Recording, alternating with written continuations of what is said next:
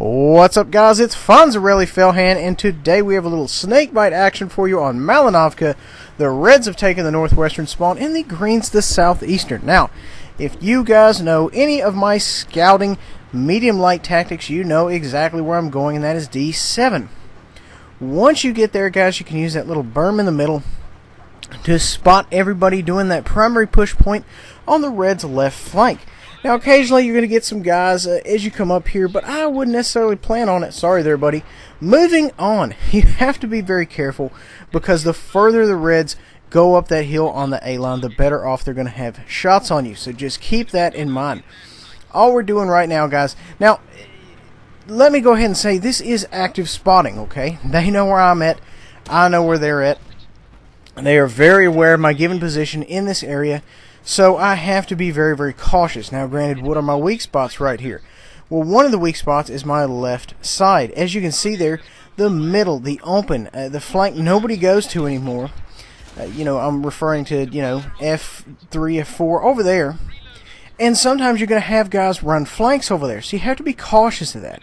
Now, the other weak spot, obviously, what I stated earlier, is when they start to push the A-line and go up to the top of the hill. So you have to be very, very aware of that as well. Now, you do have to be kind of cautious because every now and again you're going to get somebody who gets a little jiggy with it and decides to try to roll you. As long as you've got a good background, meaning you have guys behind you guarding your six, even if they're greens, you're going to do well. You're going to be okay because you can't count on the greens, but at the same time you can count on the greens to be greens, if that makes sense. Meaning they're not going to turn down any free damage. Free damage is a tank trying to 1v1 you and come over to our side of the fence. So just keep that in mind. Don't trust the greens, but trust the greens to be greens. I know it's a little bit confusing or mystifying or talking in riddles, but it's exactly what I mean. Now, as you can see here, guys, we do have a scout, a little bit of action going on our left flank. The right flank is the main area in this particular map. Everything goes down at the top of the hill. You control the top of the hill. You're really going to be in a good position to kind of make some things happen. Now, that being said, if you don't have anybody in my current position, even if you own the top of the hill, it's more or less going to be useless because all they have to do is pull a scout up here. Oh, look, I was just talking about somebody YOLOing 1v1ing me. Anyway, like I was saying before, if you own the top of the hill, it's going to be useless unless you have the eyes down here in a medium or light. So just keep that in mind that, tactically speaking, you have to have somebody down here in order to keep things rolling. I mean, and it just depends on where you would take cover from a given area. For example, if they were coming from the open field, you can get really good and haul down in this location. Now, granted, in that case, you would have to worry about if they pushed either side of the little lake there. So, everything is situational, guys. Nothing is going to be just straight up solid 100% at any time. So, just keep that in mind. Don't be that guy that says, well, Bull said I could go here and I'd be fine, and then send me hate mail. No, everything is situational. Bull said it was situational, so just keep that in mind. Everything in this game is very, very dependent on other things. It's fluid. This game is very, very fluid, and you can take advantage of certain things happening or you cannot. So my advice is get yourself in an area such as this where you can take advantage of things that happen. You don't necessarily want to see a weakness in the enemy strategy and have to drive 400 meters to exploit it, because by the time you get there, the weakness is no longer there. If you kind of catch my drift, if you see a heavy tank out on his lonely, you want to be somewhere near said heavy tank so you can take advantage of him. So, I guess that is kind of the reason that I'm such a fan of lights mediums, is because you can take full advantage of those given items, those given things that happen on the battlefield.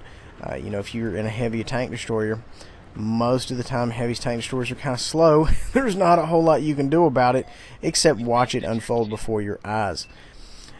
Anyway, I'm kind of rambling just a little bit. I'm trying to info dump you, and I don't really mean to do that. Moving on.